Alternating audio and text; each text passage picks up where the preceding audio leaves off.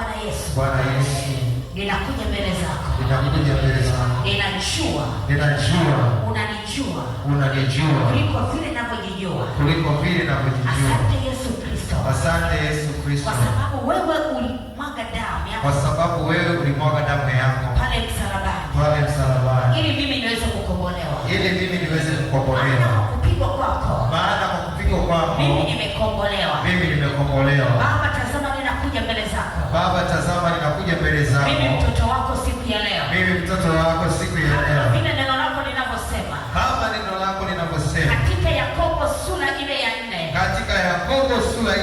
Ule mstari wa 7. Umesema tukutii wewe. Na kisha umesema tumpinge shetani. Shetani tunakupinga. Tunakataa. Kila kazi zako.